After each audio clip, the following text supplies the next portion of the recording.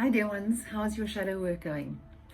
I hope it's going very well, and that those questions that we looked at yesterday, the I should questions, I hope that uncovered some things for you. For me, I should exercise every day. I should vacuum the house. I should have had children. I should be earning more than I am. I should be a millionaire by now. So these are the choices that I have chosen to make within my life, and there are different choices from what I should have done. Remember that should is the worst possible scolding word that you can use, and it needs to be banished from our vocabulary completely. And I'm going to read from Louise Hay here. When we ask ourselves the question, why haven't we done this yet? We might have the answers that say things like, I don't want to. I don't want to vacuum the house right now. It can wait until tomorrow. I am afraid. I don't know how because I'm not good enough, and so on and so forth. So we often find that we have been berating ourselves for years and years and years because we do not fit into a mold that has actually been created by somebody else. And if you actually look at those things on your list, you can actually start dropping a lot of those things from your list, and you'll probably find yourself having a bit of a sense of relief. Now, when we look at the role of the subconscious mind, we call the subconscious mind the shadow because we cannot see it clearly, and thus we're not really aware of it. So the conscious mind is akin to the light because we can see it, and we can see it very clearly, and we're aware of it. What goes on in our subconscious is everything that we actually reject about ourselves, the unacceptable, unwanted bits. And the minute you say anything about yourself is bad, then you feel that you have a reason to suppress that part of yourself, ignore that part of yourself, deny that part of yourself. And even though the shadow is unseen, it affects every single thing we do, how we think about things. I recently had a very special person explain to me how she felt that she had acted in her teenage years, and the reasons for that were whatever they were. But having found herself not wanting to be that person anymore, and also not wanting those particular characteristics to be passed on to her child, or to be seen that the things that she did to others would now be visited onto her child. So it's so important to embrace those parts of ourselves that we perhaps don't like. Perhaps you find yourself lying to other people because you want to be accepted. Perhaps you find yourself manipulating other people because you want to be in control of a certain situation. And that is all part of our shadow selves. And if we don't face that shadow self head on and we keep hiding from it, it will come up like a tantrum.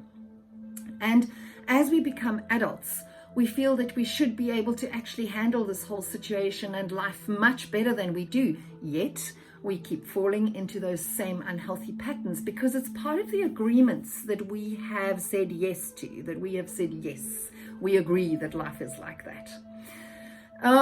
So the shadow is also operating outside of our conscious awareness. Very often we do those things without realizing that that's actually part of our shadow self. And it's not just that it's an unconscious and limiting belief. It's not just that the shadow self is negative and dark. The shadow actually contains so many potential gifts and talents that actually haven't been unearthed yet. Because we feel that they're very often attached to something that we don't like, and we shove them into the shadows, into the back of the closet. You know how everybody says that everybody has a certain amount of skeletons in the closet, and just because you move somewhere doesn't mean that your skeletons don't come with you. So it's about unpacking that closet, opening up the doors and shoving those things out and putting them out just like you would if you were looking at your wardrobe and saying to yourself, you know what I'm going to do? I'm going to uncover these things, take these things out into the light and look at them and see if maybe there is actually either I can alter this piece of clothing and it'll look much better than it did before, or I'm going to throw it away. And it's exactly the same with the shadow self. But if you don't know what's in that cupboard, what's in that closet, then how can you decide what you want to let go of and what you would prefer to actually have and amend and change so that it fits you better now? So let's say that a girl is born with a strong sense of self, and she knows who she is, she knows what she likes, what she doesn't like, and she's actually a strong-willed little girl. But she's raised in a family that constantly tells her to tone it all down because it's always too much. I actually know somebody who is constantly told by their friends and family that they're too much, and they perhaps, because they don't fit in, and because we feel they don't fit necessarily into this particular circle, we then say to that person, well, you need to go and see somebody so that you can make changes to yourself. Okay, so back to this little girl. She grows up to be sweet and obedient and quiet, but she doesn't understand why her life is so very, very painful. She becomes afraid to speak her truth, okay? And she realizes that she has suppressed some really important aspects of herself, and therefore she actually feels divided within herself. She has a shadow self, and she doesn't quite know how to bring it into the light.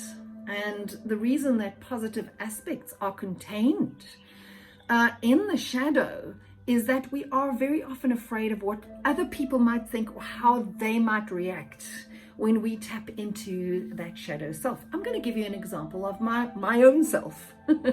As a child, I saw auras. I used to see, and I say used to because I found myself having to blind that side of my sight for a long time because it was not accepted by others. So you find yourself walking around with an eye patch on because you choose that not to see that right now because nobody else around you can see it. So as I say, I used to see auras, and I still see auras actually, but as a child I saw auras, and I would comment on why is that person a specific color, and they were actually the people around me couldn't understand what I was talking about because that person was wearing something different. And how can somebody be orange, especially when they're wearing blue, as an example?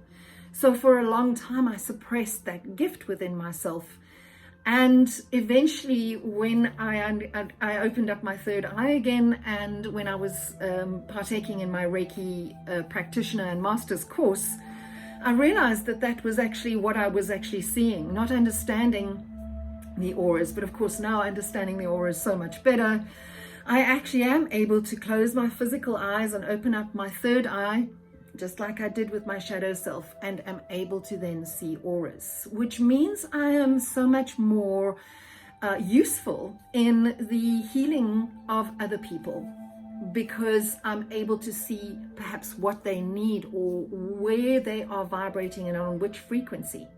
So those things were suppressed. It was a good thing. It was a gift, in my opinion, that I suppressed for so long. So the reason that positive aspects are contained in the shadow is that we are afraid of what other people think are, or how they might react when we tap into this. And this disassociation from parts of the self does create a split. And now you have a situation of no longer being a whole being, but being on opposing sides. So splitting yourself, like in the cartoons, the little angel and the little devil, splitting yourself and having opposing opinions going on in your brain all the time. So your shadow self speaking with your light self, or your light self being the one that you choose to inhabit on a daily basis, and then find that unfortunately it's suppressed so much by the other side of yourself and what society says that is okay. So the shadow is an inner fragmentation, and it occurs within you. It's almost like two different people operating in your life.